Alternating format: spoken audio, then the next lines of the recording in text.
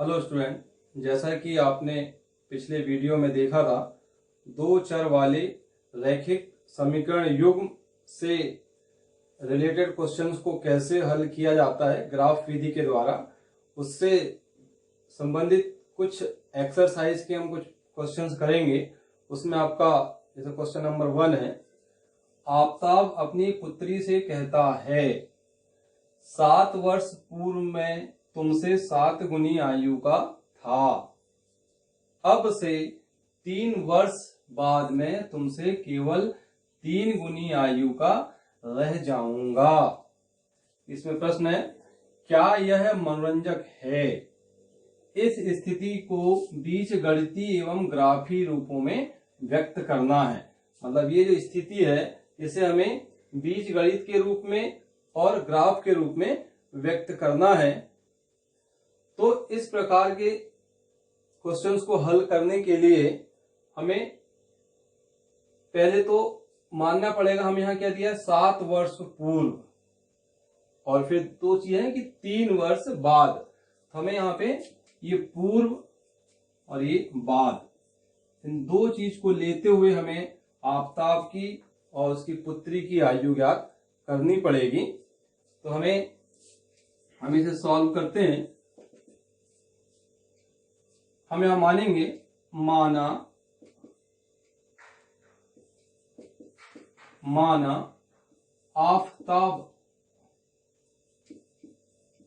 आफताब की वर्तमान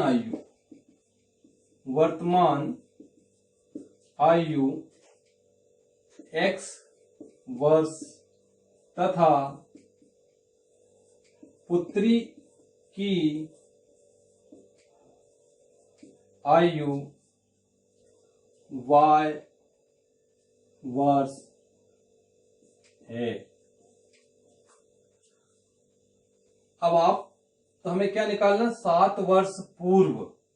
अब आप स्वयं सोचिए, यदि हमारे पापा हमसे कहें कि मेरी आयु जो है 7 वर्ष पूर्व आपसे 7 गुनी थी, मतलब हमें क्या सोचना पड़ेगा कि अभी हमारे पापा की वर्तमान आयु कितनी है, उससे 7 वर्ष पूर्व, मतलब उसमें से क्या करना पड़ेगा, हमें 7 माइनस करना पड़ेगा। तो वैसे अभी वर्तमान आयु क्या है, x वर्ष है आफताब की, और उसकी पुत्री की आयु y वर्ष है। तो हमें पहले ज्ञात करनी पड़ेगी 7 वर्ष पूर्व इन दोनों की आयु क्या रही होगी। तो हम मानते हैं, हमें जो दिया है पहली शर्त क्या, मतलब प्रश्न अनुसार क्या है, 7 वर्ष पूर्व। हम मानेंगे 7 वर्ष पूर्व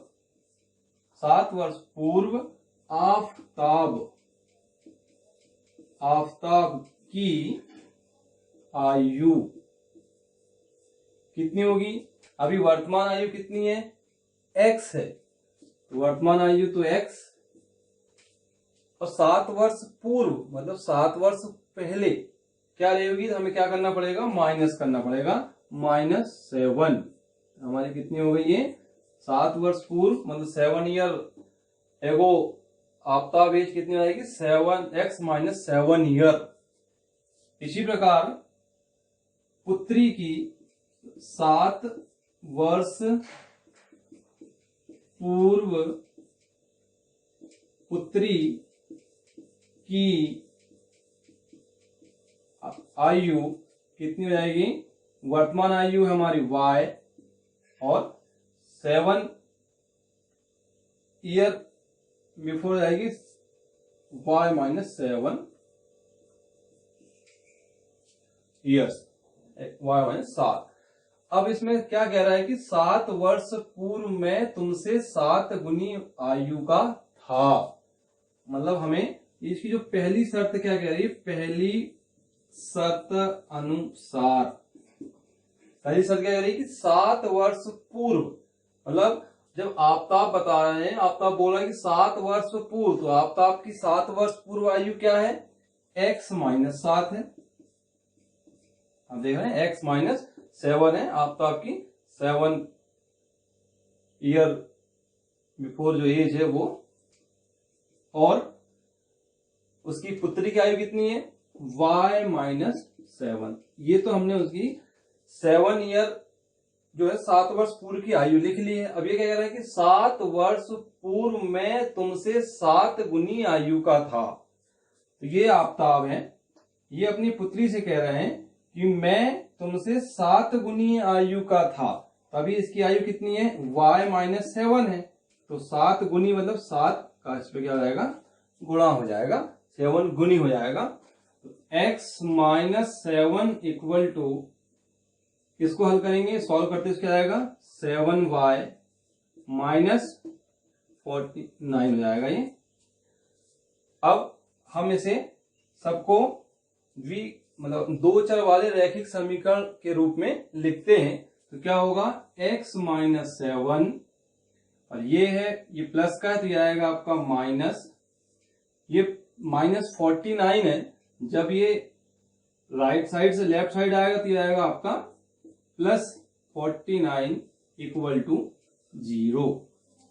और आगे थोड़ा इसको हल करते हैं, x-7 -7y +49। आप देख रहे हैं ये इन दोनों में से x-7 माइनस प्लस ये 49 में से 7 जब घटाएंगे कितना जाएगा, 42 इक्वल टू 0। आप देख रहे हैं आपका ये समीकरण 1 है, इक्वेशन 1 आ गई। किसके, पहली शर्त के अनुसार 7 वर्ष पूर्व की ये पहली इक्वेशन है। उसके बाद फिर क्या कह रहे हैं कि अब 3 वर्ष बाद, तो हमें क्या निकालना पड़ेगा, 3 वर्ष बाद। यदि ये बाद है मतलब क्या हो जाएगा, यहाँ पे धन हो जाएगा। हमें 3 वर्ष बाद की आयु ज्ञात करनी पड़ेगी। तो हमें फिर वही लिखना पड़ेगा कि 3 वर्ष बाद आफ्ताब की आयु कितनी हो जाएगी, वर्तमान आयु कितनी है, x है।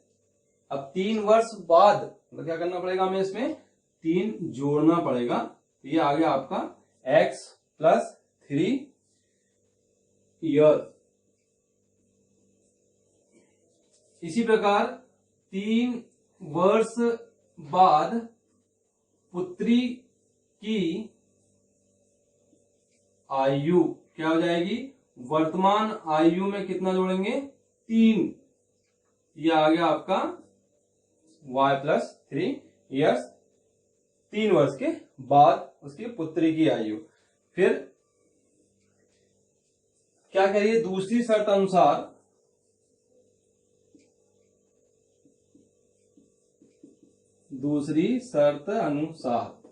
क्या है, अब से 3 वर्ष बाद, अब 3 वर्ष बाद दोनों की आयु लिखते हैं हम। तो आफ्ताब की 3 वर्ष बाद आयु क्या है, x + 3 और उसकी पुत्री की आयु कितनी है, y + 3। ये क्या कह रहे हैं कि अब से 3 वर्ष बाद मैं तुमसे केवल 3 गुनी आयु का रह जाऊंगा। कितना बोल रहे हैं, 3 गुनी, मतलब जो अभी 3 वर्ष बाद उसकी पुत्री की आयु थी, उसकी कितनी है, उनकी आयु 3 गुनी है। मतलब इस पर क्या करेंगे हम, 3 का गुणा कर देंगे, 3 गुनी हो जाएगी। तो x + 3 इक्वल टू 3y + 9। फिर वही कि हमें से रैखिक समीकरण के जो मूल समीकरण था हमारा वो क्या है, ax + by धन c इक्वल टू 0। इसके रूप में हम इसे लिखेंगे तो क्या होगा, x + 3 लेफ्ट साइड में रहेगा। ये जो था राइट साइड का उसे हम लेफ्ट साइड ले आते हैं, जिसे हम बोलते हैं पक्षांतर कर देते हैं। तो ये आएगा आपका, इसका चिन्ह था धन, तो ये जाएगा आपका ऋण। इसका भी चिन्ह था धन, तो ये हो जाएगा आपका ऋण बराबर 0। जैसे कि आप जानते हैं कि जब हम पक्षांतर करते हैं तो क्या होता है, उनके चिन्ह बदल जाते हैं। आगे से हल करते हैं तो ये आएगा हमारा x - 3y। आप देख रहे हैं ये प्लस के 3 है, माइनस के 9 है, तो क्या हो जाएगा हमारे पास, माइनस आएगा कितना, 6 इक्वल टू 0। आप देख रहे हैं हमारे पास ये 2 समीकरण आ गए। तो इसमें पहला प्रश्न था क्या यह मनोरंजक है? तो आप देख रहे हैं ये मनोरंजक तो है ही, क्योंकि पढ़ने में लग रहा है मनोरंजक है। 7 वर्ष पूर्व मैं तुमसे 7 गुनी का, आप बोल रहे हैं 3 वर्ष बाद में तुमसे 3 गुनी का। तो प्रश्न है क्या यह मनोरंजक है? तो आप लिख सकते हैं हाँ यह मनोरंजक है। फिर दूसरा था इस स्थिति को बीज गणितीय रूप में व्यक्त करना है। तो हमने जो इस स्थिति को है बीज गणितीय रूप में व्यक्त किया है, ये आपके सामने बीज गणित रूप में ये व्यक्त हो गए। x minus 7y plus 42 equal to 0। इसी प्रकार से आप ये देख रहे हैं x माइनस 3y माइनस 6 इक्वल टू 0। तो ये जो हमारा इसमें एक्चुअल में 3 क्वेश्चन है, इसमें 3 चीजें इसने पूछी है। क्या यह मनोरंजक है, वो हमने बता दिया। इस स्थिति को स्थिति को बीज गणित रूप में व्यक्त करना है, जो हमने इसको बीज गणित रूप में व्यक्त किया। किन स्थितियों को? 7 वर्ष पूर्व की और 3 वर्ष बाद की। हमने ये 7 वर्ष पूर्व की स्थिति और ये 3 वर्ष बाद की स्थिति को बीज गणितीय रूप में व्यक्त किया है। उसके बारे में बोला है एवं ग्राफीय रूप में व्यक्त करना है। हमें इसका ग्राफ बनाना है, ग्राफ रूप में व्यक्त करना है। हाँ, यदि हमसे यहाँ पूछा जाता कि उनकी वर्तमान आयु ज्ञात कीजिए, तो हम इन्हें थोड़ा आगे हल भी करते हैं, लेकिन हमसे क्या पूछा गया, इन्हें ग्राफ रूप में व्यक्त करना है। तो हम इसका भी यहाँ पर ग्राफ बनाएंगे। तो मैं अब इनके ग्राफ के लिए ये पूरा साफ करता हूं। ये 2 समीकरण हम यहाँ पे अलग से लिख लेते हैं, जिसका हमें ग्राफ की आवश्यकता पड़ेगी। आप चाहें तो एक बार देख लें।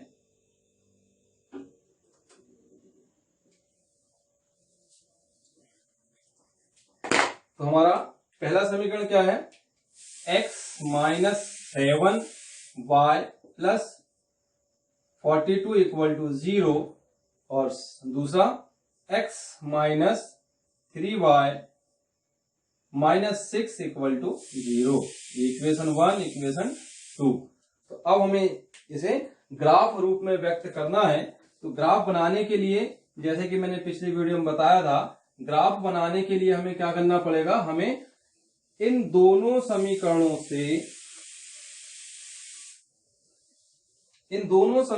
से एक जो भिन्न भिन्न चर के किसी एक चर का मान रखकर दूसरे चर का मान ज्ञात करना पड़ेगा। जैसे समीकरण 1 को हम लेते हैं। इस समीकरण 1 से हम समीकरण 1 से x का मान ज्ञात करते हैं। तो क्या होगा, x equal to x left side में रहेगा माइनस 7y प्लस 42 का हम करते हैं पक्षांतर, तो राइट साइड लेकर जाते हैं। तो क्या हो जाएगा हमारा, ये इसका साइन था माइनस, तो ये हो जाएगा आपका प्लस 7y। इसका था 42 का है प्लस, तो ये हो जाएगा आपका माइनस 42। अब आप देख रहे हैं हमने जैसे उसमें माना था कि हम भिन्न भिन्न वैल्यू यहां पर रख सकते हैं। हम एक टेबल बनाएंगे x और ये y। अब आप देख रहे हैं ये हमारा, हम मानते हैं समीकरण 1 से समीकरण 3 निकला हमें, क्योंकि यहां पर x के मान निकालने। जैसे कि मैंने पिछले वीडियो में बताया था कि हम y का मान 0 रख सकते हैं, 1 रख सकते हैं, या आप जो स्वतंत्र है आपको जो रखना वो रख सकते हैं। लेकिन अब आप देखेंगे यहाँ पे थोड़ा हमें सोचना भी है कि यदि हम यहाँ 0 मान रखते हैं तो ये पूरा 0 जाएगा, मतलब ये माइनस 42 हो जाएगा। तो क्योंकि हमें इसका क्या करना है, ग्राफ बनाना है।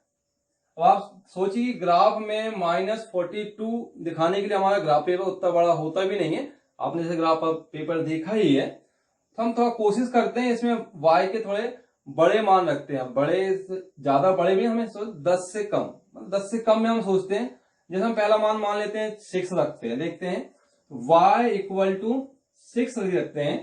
तो क्या होगा x का मान, x equal to 7 into 6 minus 42। तो x इक्वल टू क्या आ गया, 42 माइनस 42। तो क्या हो गया, इक्वल टू क्या हो गया आपका, ये 0। अब आप देखिए जब हमने y की वैल्यू 6 रखी, y की वैल्यू 6 रखी, तो x की वैल्यू कितनी आई, 0। इसी प्रकार से अब आप थोड़ा सा 6 से ऊपर ही वैल्यू सोचिए जो हो सकता है। 6 से वैल्यू 7 देख लेते हैं। y इक्वल टू 7 रखते हैं, तो 7, तो x इक्वल टू क्या हो जाएगा, 7 इंटू 7 माइनस 42, तो क्या होगा x इक्वल टू 49 माइनस 42। अब क्या बचेगा, x इक्वल टू क्या आएगा, 7 आ जाएगा। 49 में से 42 माइनस करेंगे तो आपका आएगा 7। अब आप देख रहे हैं जब y की वैल्यू आपने 7 पुट की थी तो x की वैल्यू कितनी है, 7 ही आई। तो इस प्रकार से ये जो समीकरण 1 था, इससे हमने, जैसा मैंने बोला था, हम कोई भी 2 मान के लिए हल करेंगे, हम ये 2 मान निकाला है। इसी प्रकार से हमारा जो समीकरण जो तीसरा है, जो समीकरण 3 है, इससे हम समीकरण 2 है, इससे हम x का मान निकालते हैं। तो क्या होगा, समीकरण 2 से क्या होगा, x इक्वल टू, फिर वही करेंगे कि हम -3y और +6y को राइट साइड ले जाएंगे, तो क्या होगा, इसका साइन चेंज हो जाएंगे। तो क्या होगा, ये माइनस में था तो ये +3y, ये +6।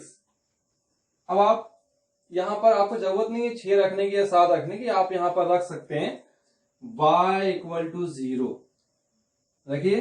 तो x इक्वल टू क्या हो जाएगा, 3 इंटू 0 प्लस 6, तो x इक्वल टू क्या हो जाएगा, 6। आप देख रहे हैं ये तो हमारा क्या हो जाएगा, 0 हो जाएगा। इसी प्रकार से y इक्वल टू आप क्या रखना चाह रहे हैं, 1 रख देते हैं, 1, तो क्या हो जाएगा, x equal to 3 into 1 plus 6, तो क्या हो गया हमारा ये 3 प्लस 6 इक्वल टू 9। आप देख रहे हैं फिर भी 9 बहुत बड़ी वैल्यू होगी, ज्यादा होगी। ठीक है, हमने रख दिया तो यही कर देते हैं। तो इसके लिए टेबल क्या होगी, इसके लिए हमारी टेबल हो जाएगी x y। हमने क्या रखा था, y का मान 0,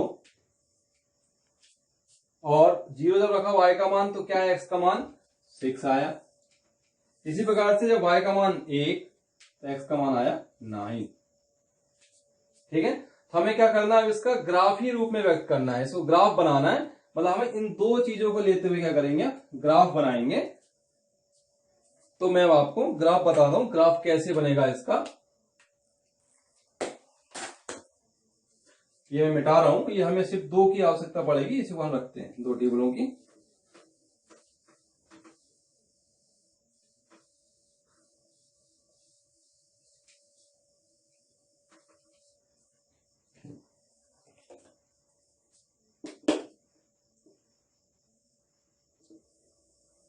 हम 2 एक्सेस हैं हमारी, x और y। आपने पिछली क्लास में पढ़ा ही है, एक्सेस के बारे में पढ़ा होगा, अक्ष, x अक्ष और y अक्ष। इसमें आपने ये भी पढ़ा होगा कि फर्स्ट कोऑर्डिनेट, सेकेंड और थर्ड और फोर्थ। ये हम जानते हैं कि फर्स्ट कोऑर्डिनेट है, ये सेकेंड है, ये थर्ड है और ये फोर्थ है। आपने ये भी पढ़ा होगा कि फर्स्ट कोऑर्डिनेट के सभी निर्देशांक धनात्मक होते हैं, और सेकेंड कोऑर्डिनेट में आपने पढ़ा होगा y अक्ष के धनात्मक और x अक्ष के धनात्मक और y अक्ष के ऋणात्मक होते हैं, और थर्ड में आपने पढ़ा होगा दोनों ही ऋणात्मक होते हैं। और इसी प्रकार से पढ़ा होगा फोर्थ में कि y की ऋणात्मक और x के धनात्मक होते हैं। तो ये हमारा x है, ये x डैश है, ये y है और ये y डैश है, और ये हमारा कहलाता है ओरिजिन पॉइंट, मूल बिंदु, जिसे हम O से व्यक्त करते हैं, जिसके निर्देशांक जो कोऑर्डिनेशन क्या होते हैं, 0 0 होते हैं। हम पहले टेबल के लिए ग्राफ बनाना है, पहले के लिए पॉइंट बनाते हैं। हम इससे पहले निर्देशांक व्यक्त करते हैं, 1 2 3 4 5 6 7 8 9, ये हमारा x है। इसी को ऐसे चलते हैं, आप इसे ग्राफ पेपर में बनाएंगे। 1 -1 -2 -3 -4 -5 -6।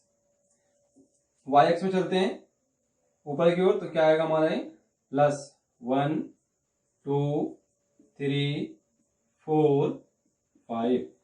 वाई एक्स में वाई डैश में आएंगे तो क्या आएंगे, माइनस आएंगे, -1 -2 -3 -4 -5। अब आप जैसा देखिए कि फर्स्ट ये पहले नंबर की सारणी देखते हैं, टेबल नंबर 1 से देखते हैं। एक्स में अभी कितना चलना है, 0। एक्स में 0 नहीं रहेगा, तो वाई में कितना जाएंगे फिर 6। वाई में 6 बाद हमें कहां चलना है, ऊपर की ओर चलना पड़ेगा, तो ये हमारे पास 6। वाई में चलते हैं ऊपर, ये आ गए। ये जो पॉइंट आ रहा है, मैं थोड़ा मिटा रहा हूं, आपकी बुक में है क्वेश्चन, आप उससे देख सकते हैं। ठीक है, ये जो पॉइंट आ रहा है हमारा, ये कहलाएगा 0 6। मतलब एक्स कोऑर्डिनेशन कितना है 0 और वाई कोऑर्डिनेशन कितना है 6। इसी प्रकार से एक्स में 7 चलते हैं, एक्स में यहां चलते हैं तो 1 2 3 4 5 6 7, ये 7 है। तो वाई में भी कितना 7।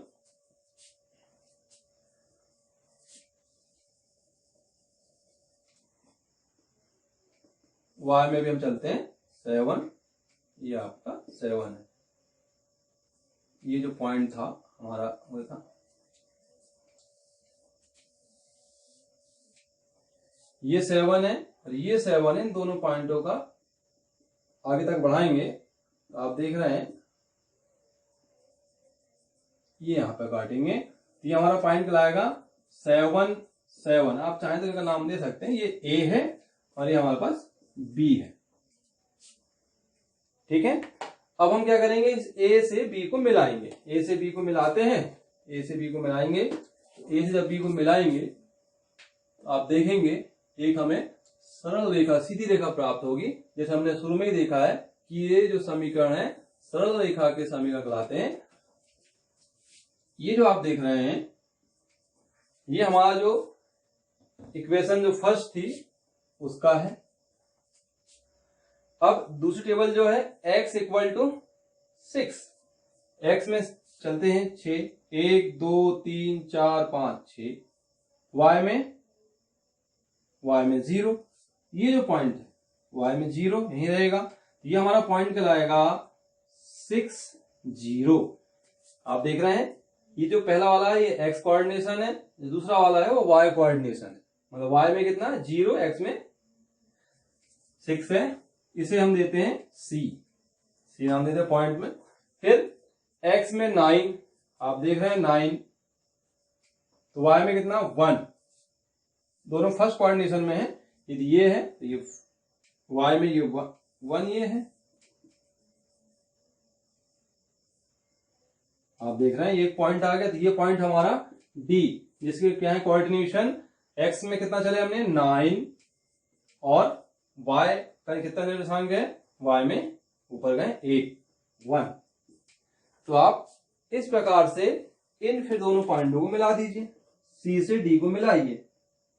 मिला रहा हूं, C से D को आप ग्राफ पेपर में बनाइएगा और कोशिश करिए कि ज्यादा बड़ी वैल्यू ना लें। हमने ये वैल्यू x की y की 1 लेने से ज्यादा बड़ी वैल्यू हो गई, 9 आ गई। हमें कोशिश करना है कि वैल्यू 10 से अंदर ही रहे, जिसमें ग्राफ में प्रदर्शित करने में दिक्कत ना हो, प्रदर्शित हम कर पाए। अब आप देख रहे हैं कि जो ये पहले टेबल के लिए ये था, दूसरे के लिए ये है। तो आपसे जो इस क्वेश्चन में जो पूछा गया था कि आपको उसे बीजगणितीय रूप में एवं ग्राफी रूप में प्रदर्शित करना है, तो मैंने आपको पहले एक प्रश्न उसमें भी था, क्या यह मनोरंजक है, तो आप लिख सकते हैं हाँ यह मनोरंजक है। फिर दूसरा था उसे बीजगणितीय रूप में व्यक्त करना, तो आपने उसे बीजगणितीय रूप में व्यक्त किया था। और तीसरा था उसमें उसका ग्राफी निरूपण, तो ये उसका ग्राफी निरूपण है, उसका एक ग्राफ है। तो मैंने एक ग्राफ बना के रखा है, आपको मैं दिखाता हूं। ये जो आप देख रहे हैं ग्राफ है। अब ये हो सकता है इसमें वैल्यू दूसरी है, आप इसे ऐसा ग्राफ पेपर में बनाएंगे। Thank you.